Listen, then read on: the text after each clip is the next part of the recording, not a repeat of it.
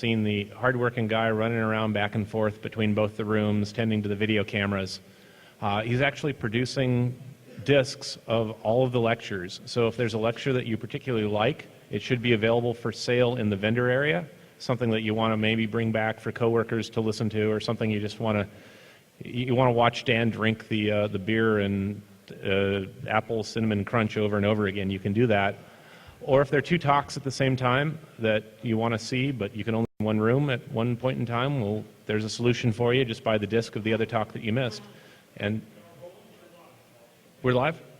Okay, we're actually kind of waiting for the speaker. So I'm stalling for time. How much are the discs?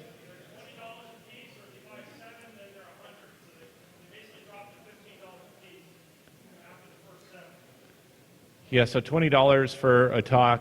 It's actually incredibly reasonable. And he has these things available almost instantaneously, or at least as fast as the duplicator can crank these things out. So you can pretty much almost walk out of a talk and be able to buy the disc shortly thereafter. So, and I guess we're getting ready to start here because we got our speaker back, who does not have the drink in his hand, but hopefully it's... Brandon, they want money. What do you want? Well, got the Diet Coke or Red Bull. Yeah, but what kind of alcohol do you want to have? Vodka. Okay. Okay. All right. I apologize. I didn't mean to offend your gentlemanly sensibilities. So we're going to get started here. Coming up next, we actually have Beale, who's going to be giving you his spiel, and eventually probably might let you know how he feels about his project in Linux, Bastille. So Linux is talking about OS X. Hey, just came up with that. That was well done. I'm sure I could have come up with a couple more, but time is of the essence. I've already kind of cut into your lecture a little bit. So, ladies and gentlemen, Beale.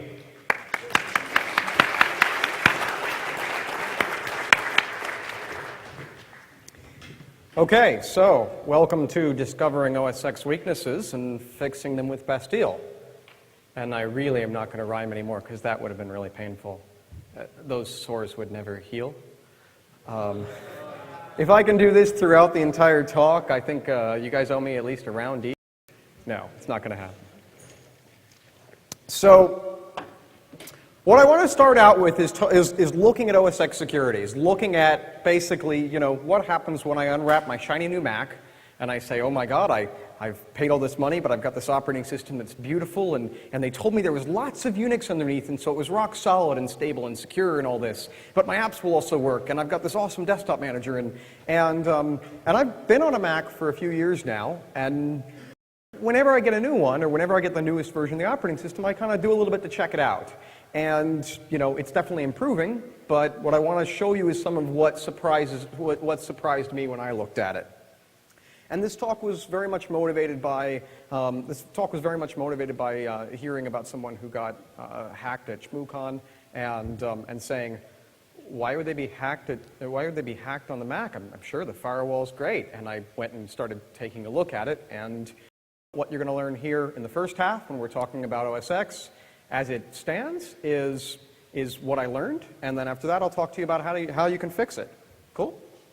Okay, so we're going to start out with the firewall. We're going to start out looking at the firewall. So, the first thing you do is you open up your new machine, and you're like, wow, this is a beautiful, beautiful machine, and you open it up, and if you're like me, the very first thing you do is you pop up a shell and you start investigating.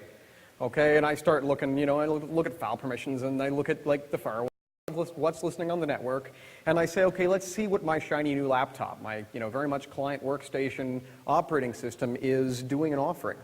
Okay, so I open up my laptop, and what's the very first thing I notice? Oh my God, the firewall's not on. Okay, now this may seem surprising to you, but it's not. Maybe, I don't know how the Windows people feel about this. I think you guys actually get to laugh at Apple at this point because, you've got a default firewall on now. Everybody does, except for OS X. So, your firewall's not on, and if you all wanted to find out how many people's systems weren't on, we can look at the set of open ports that are standard. We can, go and run an Nmap scan against the entire wireless network. I'm sure Simple's about to start as soon as he finishes his drink. And we'll see, oh my God, it's full of stars. Okay, well, it turns out that in talking to people at a security conference, I went around and I talked to different people conference, including a lot of the speakers. And I said, hey, can I see your Mac for a second? And they showed me their Mac, and what I found out was about one-fifth of the speakers at a conference and a lot more of the non-speakers at the conference had their firewall entirely off, just didn't know that they had to turn it on explicitly. Okay, everybody kind of expects this thing is really on. If you've got your Mac out right now, go check and see if you've turned the firewall on. If you don't have your Mac out right now, check if everybody else's is on. So we can go and turn the firewall. Thank you, sir. Caffeine and vodka, very good. So anyway, we can go and turn it on. When we turn it on, I pop up my shell and I say, show me the firewall. And what do I see? Well, this is what I see. Now, I know not all of you read firewall ACLs, but you're at a security conference, it's time to start. This is what we see. I've made it a little bit easier on the newbies here. The part we don't like is in red, okay? So I can look over this, and the first line says, I let everything in from localhost. The next line says, I don't let in things that say they're from localhost that are really from off the network, and I don't let in multicast. And then I let TCP all the way out, and then I let incoming TCP that's established. But what do I do after that? Okay, I reject all the TCP, all the TCP connection attempts, okay, all the new ones that aren't established. And then what's that last bit? That's a line you never want to see at the end of a site. It says allow. Allow what? Allow IP. Oh, all IP. Okay, so this is what I've got as the firewall when I turn it on. Now you're going to say, Jay, surely you can configure this. And I'll say yes. Oh, unless you're on Panther. If you're on Panther, this is the end. Okay, a few of you are on Panther. If you're on Panther, this is the end. Your firewall doesn't have any kind of UDP blocking, doesn't have any kind of ICMP blocking. It doesn't block anything else you might call inside of IP. Anybody think they could have fun with that? Okay. You guys awake? Okay, cool, just making sure, Okay, so for those of you who don't have Panther anymore, this is good. You're on Tiger. The difficulty is until you click that little advanced tab on Tiger, you don't have any kind of UDP filtering. You don't have any kind of ICMP filtering. Now I know some of the newbies in here are like, what's UDP? For a reference on UDP, please see Dan Kaminsky's past talks. Done. Okay, so you don't have UDP. Well, the weird thing is you don't have any UDP filtering, you don't have any ICMP filtering, and most of us aren't expecting that. Again, when I went and looked at the speaker laptops, when I looked at participant laptops, and I said, can I see your laptop? Can I see what the rule set is? They'd show me, and they'd be like, wait, there's no UDP blocking? I'm like, no, there's not. Well, why isn't there? Well, because that's an advanced feature. And they're like, advanced? It's UDP. I mean, it's, we get the TCP, we get the UDP. A whole bunch of fun stuff happens. DNS happens over UDP. Timesync happens over UDP. All kinds of really fun protocols happen over UDP. What do you mean there's no firewalling on UDP? Nope, there's none. Okay, so you click the Advanced tab, and this is what GUI pops up. Okay, this is your GUI. It says you're not blocking UDP, but it gives you these three options. The first one is, do you want to block UDP traffic? The next one, do you want to enable firewall logging? Always a good thing. Logging is good. Most boring area of computer security is logging, but sometimes the most instructive, especially when you've just been pwned. Anybody look in their logs, they see a long string of A's? Yeah, you just might be a pwned. Anyway, so enable stealth mode. There's this wonderful, okay, we're going to come back to each of these, but let's look at each one of these. So if we click on the Advanced tab, the problem I'm going to have is I'm going to show you what each of these things do, but the Advanced tab doesn't actually do what it says it does. Okay, the firewall doesn't really deliver what it says. Okay, that means it's either deceptive, means the GUI is either deceptive, or far more likely, it just means the firewall configurator designer doesn't really know so much about TCP/IP, okay, or security, or either or both. Okay, so suppose we were to click on the block UDP traffic box. What do we get? We get some bad rules. Am I going to make you read all these rules? No, I'm not going to make you read all these rules. It's okay. But here are some of the rules. These are the first ones we saw previously, and here's the new ones that have all been added. Okay, our firewall is doubled in length, but what's weird is that it's doubled in length. Why are there all these exceptions? We'll talk about the exceptions. I'm not going to make you read through line by line, because then you'd all fall asleep, and that'd be really bad. Okay, you're already drinking, so you're either going to have a lot of fun in here, or you're potentially going to pass out. I'd prefer the former. So what's the first thing? This is the juicy thing for me, and some of you are already configuring Nmap right now. Okay, this says the system accept any UDP packet as long as its source port is 67, which means it's a DHCP server, or it's coming from 5353. Say you're a DHCP server, you can walk right through all the UDP rules. Hey, that's kind of nice. You can attack any UDP service as long as you fix your source port. Nmap-G for all of those who are using our port scanner. Fix your source port scan the room, you'll be able to find the OS X laptops real fast. Okay, so what can you connect to what can you reach on UDP anyway? By default, this is what you get. You can talk to the NTP daemon. The NTP daemon? Yeah, the NTP daemon. You can talk to the printing daemon, cups. You can talk to Bonjour. And then you can talk to whatever else pops up. I've noticed that when I run Microsoft Word, it listens on port 2222. Okay? Normally that's, you know, I was talking to somebody else at the conference today, and I said, hey, Word listens on 2222. I'm not sure why, but it does. I'm going to ask Microsoft people what's up with that. And they said, it's okay, it's protected by the firewall. And I said, and you? I know how to fix my source port. HPing, Nemesis, Nmap, these all do source port fixing. It's very easy, heck, Netcat does. Okay, this is very nice. Okay, so I can get to NTP. There have never been any vulnerabilities in NTP, have there?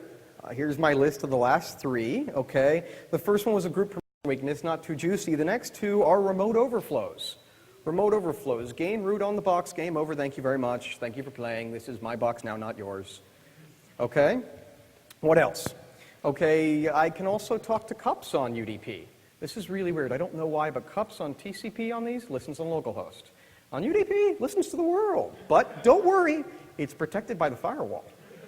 Okay, so we've got vulnerabilities. There are 32 vulnerabilities in cups listed in OSVDB, the open source vulnerability database. Shout outs to those guys.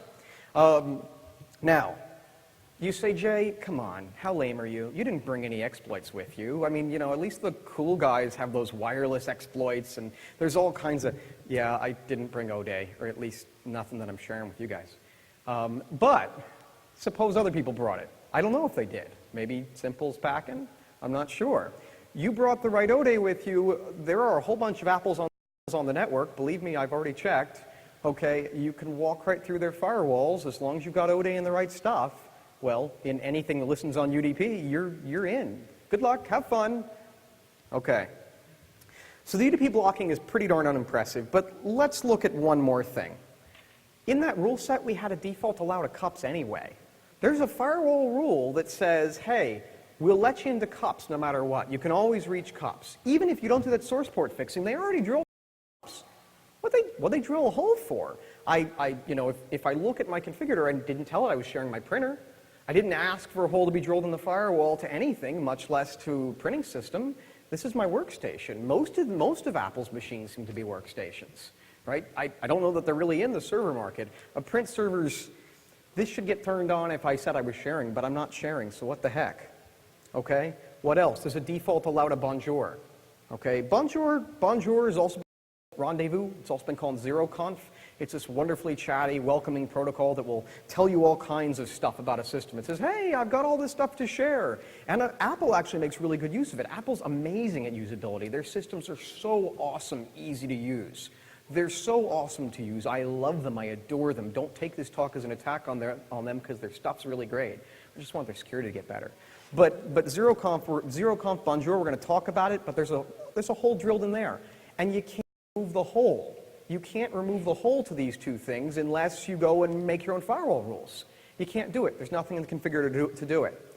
Okay, we're going to come back to UDP blocking, but let's look at this other advanced function. Okay, the other advanced function is something called stealth mode. Okay, your Apple has a built-in stealth mode. This is so badass. Okay, look at this. Enable stealth mode. Ensures that any uninvited traffic receives no response, not even an acknowledgement that the computer exists. Stealth mode's got to be the strongest freaking firewall. Stealth mode's got to like close all those other holes. Stealth mode's definitely got to get rid of the holes to those two things, and it's got to definitely fix. I mean, stealth mode should be pretty amazing, right? I mean, stealth mode. Okay. This is stealth mode. What's it do? You click on enable stealth mode. Okay, and here's us clicking, and we can scan our target. The UDP port scan shows change in behavior. If I were to port scan, I see no change in behavior. None of the UDP holes have been closed up, nothing. You can definitely get a response out of UDP ports. You can definitely get a response when you Nmap and do a UDP scan. Okay, so maybe they just weren't thinking about UDP, maybe it's an ICMP thing, okay? What does ICMP do? ICMP scan, pings no longer get through. You can't ping this MAC anymore.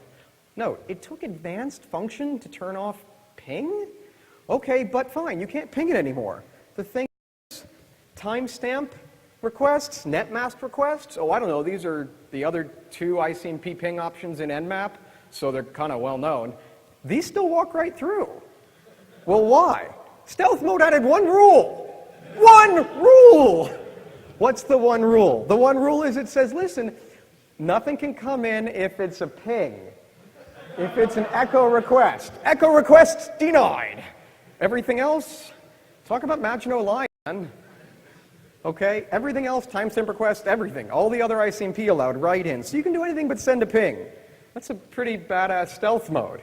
Okay, so timestamp requests, Nmap minus PE, netmask requests, PM, you can still find all the apples on the network. Feel free to try.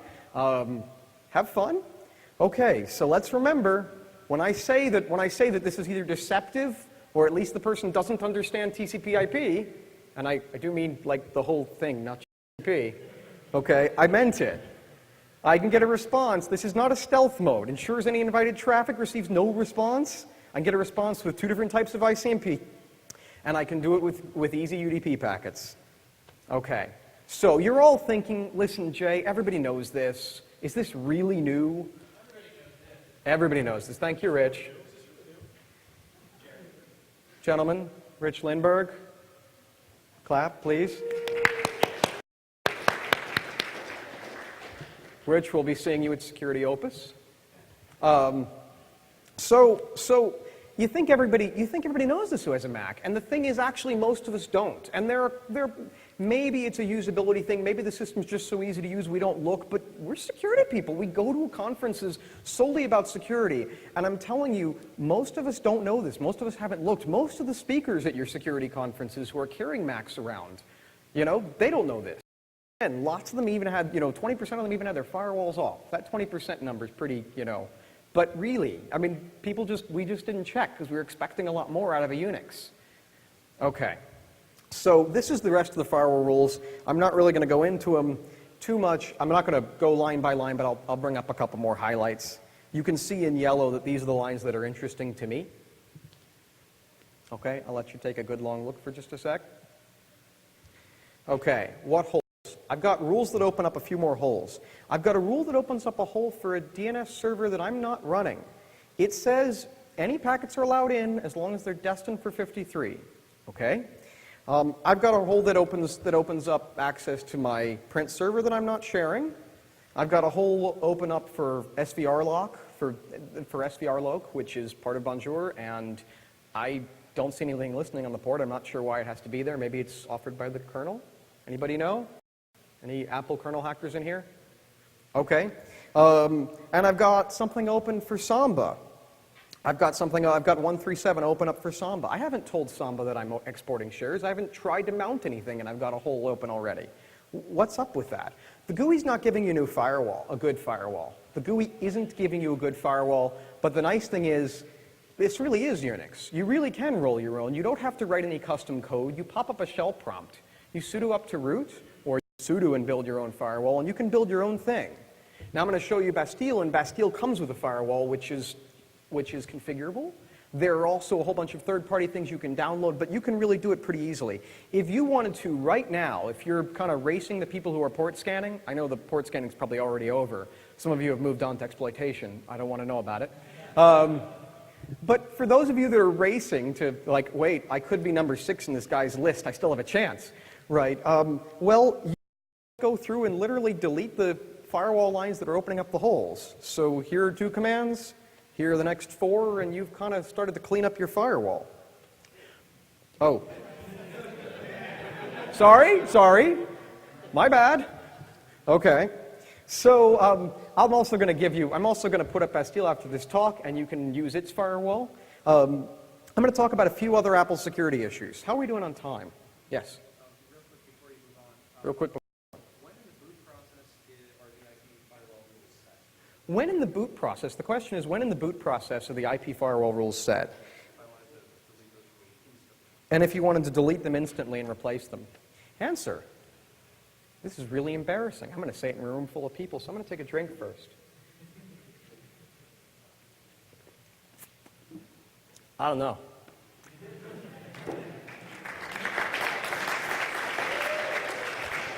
I have Googled and I just can't find out. As far as I can tell, it's got to be something kernel or whatever. I don't know. I don't know where this rule set. I've been able to find the configuration file where this is stored. I can't figure out how to reverse engineer that configuration file to go and remove things. I can go and add new holes, but I can't necessarily make it exactly what I want. I don't know what's building the rule set. So with that said, again, through more Googling, I found out that everyone who's built the rule set has basically done this. You create a new whatever you want, system starter, RC, launch D. You pick. I chose system starter, so has everybody else that I've Googled. And you basically just put something else in. It's going to get started on boot, and that something else will put new rules in. And those new rules override the original. Those new rules override Apple's. After that, the configurator doesn't try to screw with you because it says, oh God, you've changed something. Once you change something, their configurator gives up. I would bust it, but I understand that that's a reasonable thing to do. It's actually hard to go and suck in a firewall rule set, make sense of it, and decide what to do. That's not so bad. It's not that hard, but it's hard enough that I'm not going to fault them for it. Okay, let me move on. Bonjour. So you've got access to Bonjour on every system. If I had to pick a port that I would interrogate first on, if I had to pick, well, this is kind of probably the first one. One of the first ports I'd interrogate on any Mac, if I was just port scanning, I found one and I was like, evil and, you know, I don't know how illegal, so I'm not going to do it. But if I was interrogating something on my own Mac and trying to figure out what other people could do to me, I talked to 5353. It's allowed from and everywhere to everywhere. The system really wants to get traffic on 5353. What do I find out? There are a few things I can find out. The very first thing I can find out that kind of scared me is I can find out your OS X security update level. What does that mean? Well, it's kind of like knowing what patches you got installed. Okay? So that means I can figure out what patch bundle level you're up to. And that tells me whether or not you're vulnerable and whether I should spend my time trying to exploit you or not. Okay, well, anybody been to DEF CON? Raise your hand if you've been to DEF CON. We really do have a lot of newbies in here. Okay, DEF CON is this wonderful thing called the Wall of Sheep. Everybody remember what the Wall of Sheep is? The Wall of Sheep is this nice little scrolling list of all the passwords, of all the usernames, and part of the password that was captured by sniffing traffic off of wireless. Oh, and Bluetooth too. But they capture off wireless, and they man in the middle where they can. That Wall of Sheep, and every so often you see people's pictures up. Like a couple of years ago, there was a picture up of a guy and it said, I am a Cisco security engineer, or something like that. Okay, so the Wall of Sheep is always fun to watch, and now it's on video, but it used to just be like this, it used to be on paper, like people just walk up and be like, this guy, this password, and it's really scary the people whose names ended up on there. There are lots of unencrypted protocols, you sometimes don't realize you're using them. Anyway, I've got a new kind of Wall of Sheep. It's of patchless sheep. It's all the people I found on this conference network that weren't fully patched. We could just put it up. Okay, that's not hard to do. We just talk to 5353. What else do we get? Next, if we talk to Bonjour, we can find out your machine name. This is kind of nice because often these machines are named after the first account created on the system. So when I when I interrogate it and it says Simples G4, I'm like, oh, hey, I think I know who to take a picture of who's unpatched. Okay, so that's very useful for the Wall of Sheep. And then lastly, I can get your machine hardware type, which now that we have two hardwares and we got G3s, G4s, and we've got the new Core Duos, we've got different versions of the Core Duos. So if I want to tune my exploits to your particular, if I want to tune my shell code to your particular machine, it'd be good to know what your machine architecture is, which might also be useful if I'm going to put you on the Wall of Sheep. So, you know, we could have some fun with this. Bonjour is very friendly. There are lots of applications which can tell you a lot by Bonjour. It's really nice. iTunes, these are all like sharing. Okay, what else? Bluetooth. Okay, I always look at the Bluetooth configuration on a box. By default, I take my new Mac, I create a second account on it, as I always do. I think it happens on the first, but I don't have any Virgin OS X systems right now. But, you know, I take it and Bluetooth's on. Okay, this is set on a per user basis. So if you create a second user, that second user is going to have it on by default. What else? The machine's marked discoverable. What does that mean? means I pop up my little machine and I pop up my machine, I turn on Bluetooth, and I start finding Macs in the room by another method. Okay? The encryption's off, user auth is not always present. This is Bluetooth for a new user. Okay? Go right here, turn it off, make it non-discoverable, do it now, please. Okay, what else? There are 3 more issues. Weak user security. The first one is, look at this. I run ID, it says I'm user J. Okay? I walk into /users, I do an ls, and I ls of one of the other users, of this user called new blue. I can see in his home directory. Turns out the UMask on the system makes it so that I can actually walk in and read all the other read the files of every other user on the system. Luckily, there aren't too many multi-user systems here. But, you know, I don't know. You may have a family member who wants to see all of your files that you may not want to share with. So this may not be what's great. You may have a coworker that has an account on the same system. This isn't what I love. Auto login's on by default. Okay, well, you know, that's pretty common, but I'd still like to see a little bit better. What else? The first user on any Mac system, okay, this is the Trojan horse risk. The first user created on any Mac system basically owns the applications folder. That means they can Trojan any application on the system. Okay, you're like, well, why do I care? I don't have a multi-user system. Well, the reason you care is you started up with your non-root first user account. You said, I'm not root, so I can't really do any damage. If my browser gets bitten by the next vulnerability in Firefox, sorry, that's no problem. What are they going to do? They're getting one user. They're not getting root. Actually, they're getting a lot more than that. As that one user, because it's the first user is an admin user. First user can replace everything on the system. Okay, so all of you are going to, right now, those of you who haven't created a second user, you're going to create a second user, right? You guys are going to, please? You have already. He says he has already. Okay, so you're going to create a second user. And that second user is non-admin. And when you want to install software or whatever, you'll type your username and password in. It works really well. And you're going to do that. The problem is, you still end up with a problem that the software that you gets owned by that user. What does that mean? Well, all the stuff that user installs can still be Trojan. It's better, but it's not perfect. This is just me complaining. So I'm done with complaining. Let's talk about what we can do in terms of defense. Okay? So Bastille and OS X. I'm going to give you tonight a beta. I will tell you the beta doesn't break anything. The beta is a beta because I don't have an installer for it yet. I have a shell script installer, but I don't have a fancy schmancy installer yet. Oh, and one other thing that you'll see later, which is that you've got to start up the, thank you, you've got to start up the front end, and you've got to start up the back end separately. But here's what Bastille for OS X does. Who's heard of Bastille before? Okay, most of you. This is good. Then I won't get too far into it. But Bastille can audit the system. It can harden a system, and then you can go and re-audit it and make sure that the system after a patch is still strong. Okay? That audit's basically a hardening assessment. It'll actually say, this is the stuff you could harden, okay, that isn't hardened. You can be like, wow, I should fix that. Then you can fix it, and then you can re-audit. Now, what I want to do is tell you a little about what Bastille OS X is doing. Okay, so some of you say, wait, Bastille OS X, Bastille, they're the same thing. This is Bastille Linux for OS X. Bastille Linux is this increasingly misnamed piece of code that gets installed by default on HPUX nowadays. Yeah, so it's still called Bastille Linux because that's what we called it. Bastille has been one of the most popular hardening and audit tools for about 6 years now. It ships in HPUX as part of the installer. If you install an HPUX system now new, I know only so many of you do, but those of you that do, Bastille is actually part of the install process. You can select a security level. You get all that's on HPUX because a bunch of guys at HP did the work on the clock, and that's really cool. Thank you, Hewlett-Packard. I hope you figure out what's up with your board. I'm going to get so sued. Or at least have people grab my phone records. So Bastille is available for most of the major Linux distributions. We're now extending support to OS X Tiger. The only thing is, the front end right now is still X, which is a pain in the butt. If anybody makes Cocoa apps, I would love some help.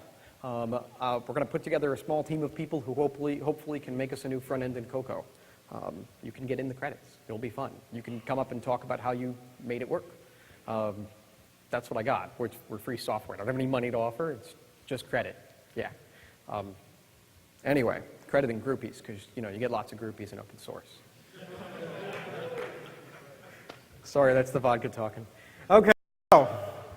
Bastille works on these, whole bunch of Linux distros, HPOX, OS X, Tiger. The cool thing about Bastille, listen, people thought Bastille was really cool because when it first came out, instead of just hardening a system, it would actually let you choose what to harden, but more importantly, it would tell you why you wanted to do things. It would say things, it would go through and tell you, this is why you might want to do this, this is when you wouldn't want to do it, so people could know why they wanted to harden, and they could do it without fear because they wouldn't have to worry about what's going to break if they do a hardening step. So we added auditing a couple of years ago with the help of the Navy, and we put in auditing so that Bastille could tell you what should be hardened. That means that shops that don't want to do this automatically, well, they can do it all by hand, but at least something's telling them, giving them a good list of stuff that isn't done yet. Okay? The other cool thing is that when you teach people, you help them make better decisions for security. So I like that. Now, that teaching component's was our really, really unique thing. Now our really unique thing is we teach and we'll both audit and okay, that teaching thing was like, it's like, okay. It says, hey, turn off Telnet. And you're like, no, that's how I administer my systems. And I'm like, no, turn off Telnet because it's an unencrypted protocol, I can sniff it and I can take it over. And you're like, oh, screw Telnet, I'll use SSH, right? Why did we do this? I like to say that we did this to make the world a better place. We wanted to educate people. Other people might tell you that it's probably because Jay's a control freak. We did it because he wanted you to do what he said. Well, okay, whatever. That joke never goes anywhere. So anyway, Bastille's actually been really, really good because it breaks exploits. Hardening breaks exploits. A good example of hardening breaking exploits is putting a better firewall on a system. Okay, you can't get to cups, so you can't get to the NTP daemon. So if they have zero-day vulnerabilities, I don't necessarily have to worry about you hitting them, right? Okay, so that's one example of how hardening breaks vulnerabilities. The other way, configuring things, so you configure things to make them harder to break into. Well, sometimes exploits don't work because the code they needed to get at was off. That code was unreachable because they didn't have the permissions they needed, or it breaks because for the exploit to work, it needed to have root level privilege, and the thing's running as non-root, or something's trooted, or whatever. So hardening actually breaks exploits, and I normally talk about this a great deal more, but I'll just say we made Bastille before when Red Hat 6 first came out. We made it for Red Hat 6 before anybody had before any of the vulnerabilities that came out. And we just basically did normal, stupid best practices and a few cool ideas of our own, but mostly just, normal, non-rocket science stuff. And it turns out we broke basically every major exploit. Every remote exploit against Red Hat 6 was broken by Bastille. It doesn't mean Bastille's really cool. It is. But it's that, thank you, it's that hardening just works really well. It doesn't get lots of press because it's not that sexy. Well, I mean, it's a little sexy, but, not too but, it works really well. There have been a bunch of tests of hardening. NSA's IAD, Information Assurance Directorate, the people who are in charge of trying to make sure that our computers don't get broken into, basically stood up a Windows system and they said, okay, 95% of the exploits that worked before we hardened didn't work after we hardened. That kind of stuff, call it a 9 in 10, yeah, it works pretty nice. I'm happy to take that. I'm happy to take that. It gives me much better odds at a conference. Okay, so Bastille does this hardening assessment stuff. It's got this, I'm going to talk a little bit more about Bastille and then I'm going to take your questions. But Bastille does this hardening assessment stuff, which is a read-only, and it basically says, this is how well the system's doing right now. This system's really, really well hardened, but you should do these two things. This system is horribly hardened. You should do all these things, right? That stuff's actually useful for a few reasons. The first is triage.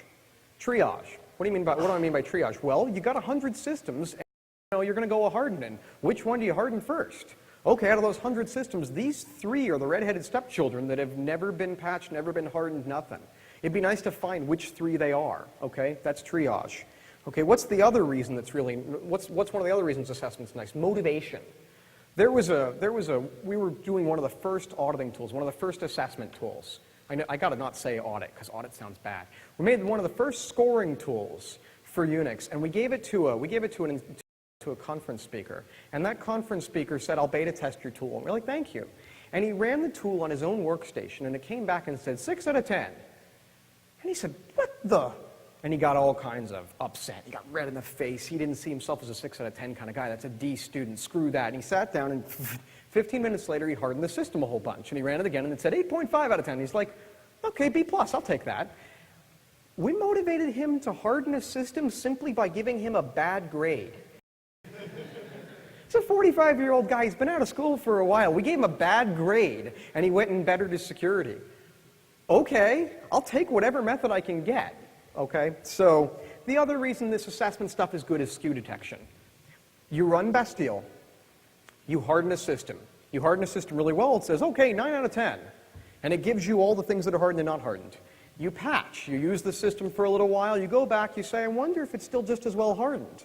Well, okay, run the assessment tool. The assessment tool comes back and says, 6 out of 10. These are all the things that aren't hardened anymore. That's skew detection. Now you've got some kind of, little way of detecting things that have come unhardened. Well, that works pretty well. It's a pretty useful thing.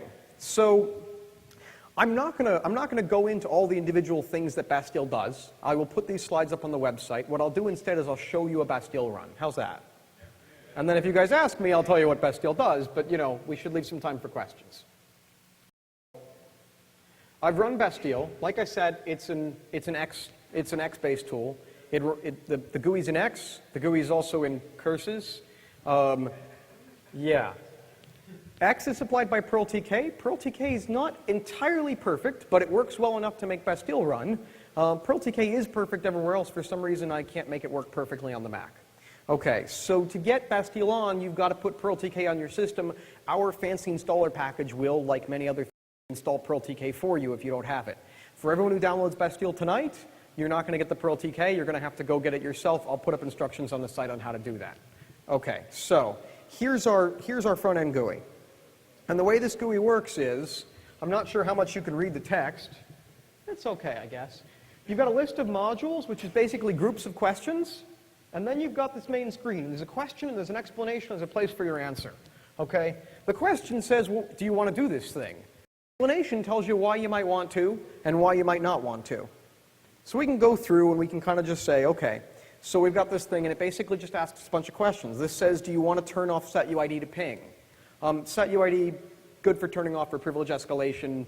Most of us aren't too worried about it, but I've seen a number of systems rooted from privilege escalation just from finding vulnerabilities in setUID utilities, so you can choose what you want to. We go through and just turn off a bunch of the setUID stuff. And it says RSH, and do you want to turn off setUID, this and that.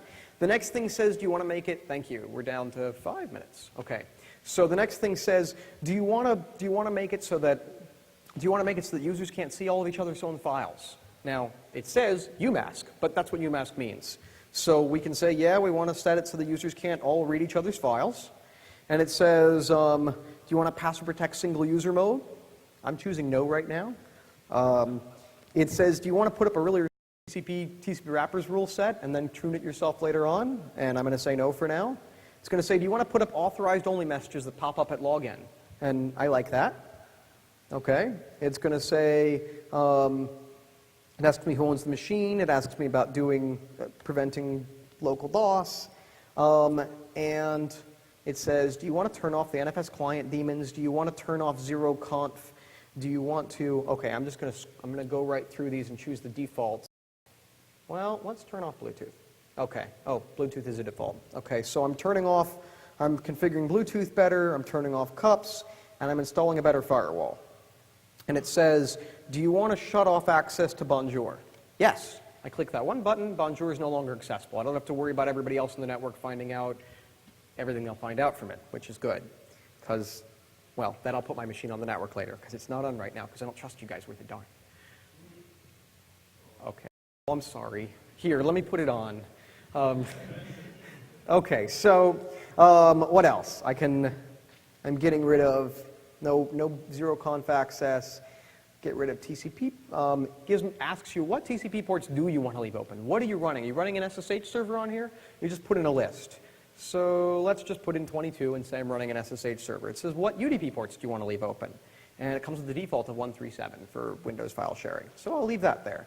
And then it says, what do you want to do? So I'm going to click on Save Configuration, and now I've got this button that says Apply Configuration to System, and now you find out the other reason we're in beta.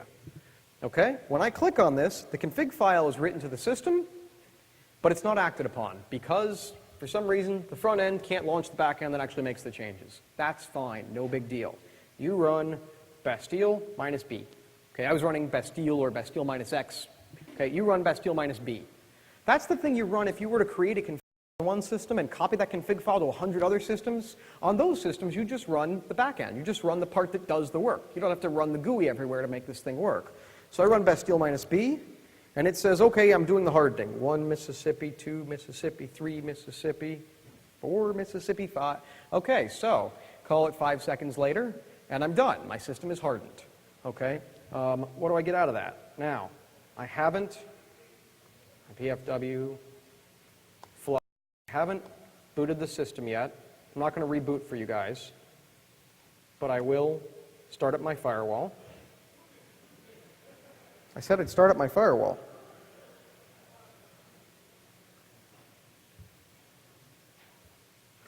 Well, that's funny. The demo gods have struck again. Okay, well, let's look at what the firewall would have been.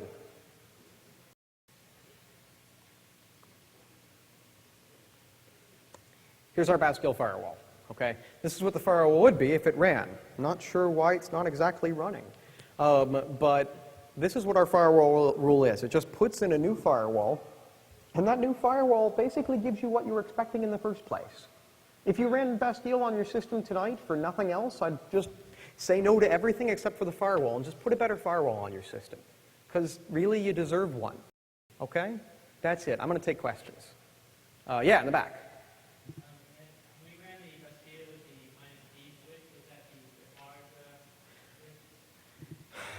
Rich Lindbergh has just asked, when we ran Bastille with the -B switch, was that the Batard switch? Simple, am I allowed to let out the truth about Batard? Batard is vaporware. There's a Simple Nomad at the last Security Opus conference, back when it was called Interzone West, threatened a tool called Batard Linux, using Bastille's own APIs and whole infrastructure. Bastille's really easy to add on to. And he thought he might add on to it in a special way, which would be to create an attack tool that would own systems and make them less good, using our very own libraries. I'm still waiting. Okay. Another question? Over there.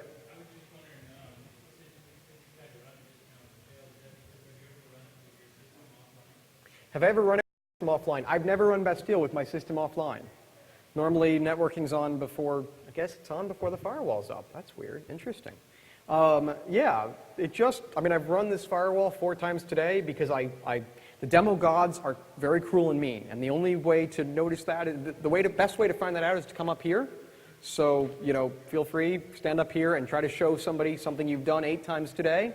The demo gods will strike you down for your ego. What? Okay. Really? Yeah. Hey, look, I got a firewall! I got a firewall! Yeah!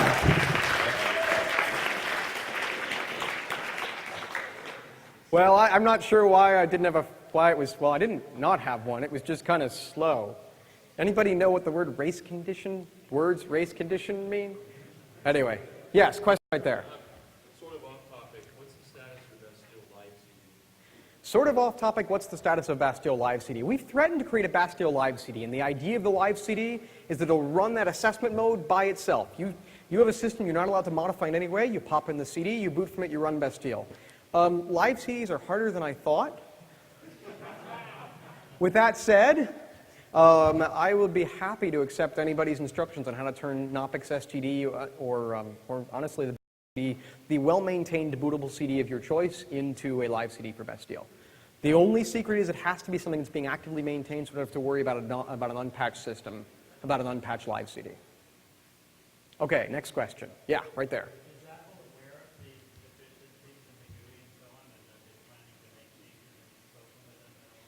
Is Apple aware of the deficiencies that the...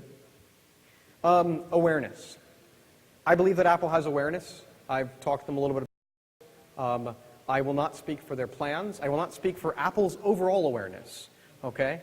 I think that, I firmly believe that the next version of the operating system we see is going to be much stronger.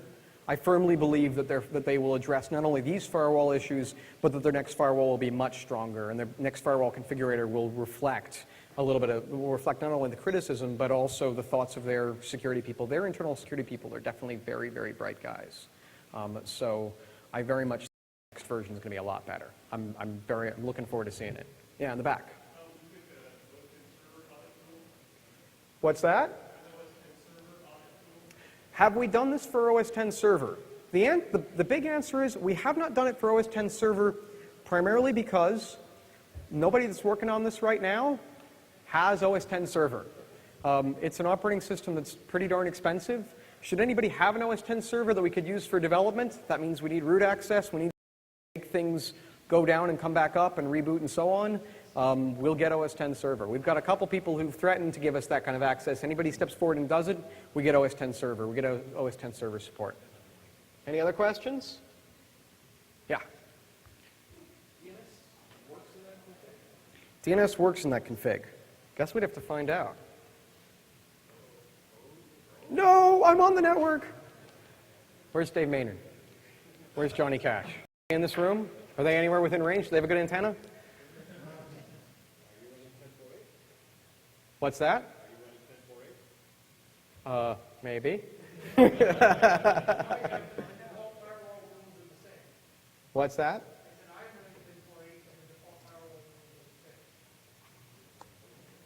Yes, DNS works under this firewall.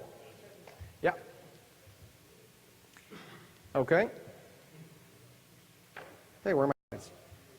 Slides. Slides. Come back, slides. PowerPoint may not work in this configuration. I'm kidding. Okay. We should find out. I'll be happy to look. Any other questions? Cool, cool, very good. Well, go forth and harden your systems, or at least fix your godforsaken firewalls. Goodbye.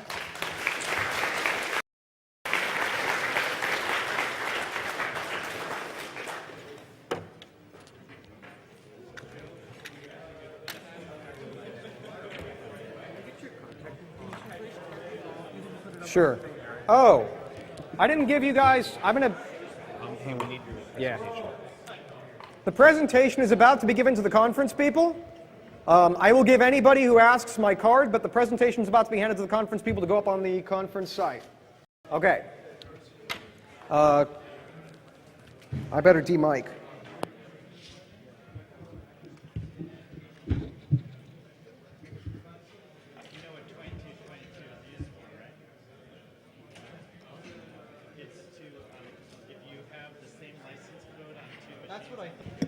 Grab the. If you have ABC membership, you know, to get some more podium things. I'll make some more of those things. But here's 2 more mics. So you got 5. I think we're covered. If you want another one, we can do 6. Oh no, we've got the wireless too. So okay, all right. I'll get some. That's a cool idea. The server firewall is extreme. The server firewall control is extreme. It's a VGA connector. It's got checkbox. It's got every service. I'll get the mics out of your way. Firewall in the first place. The server firewall is nuts. Yeah, he's not going to drink it. I am. With a very complicated interface.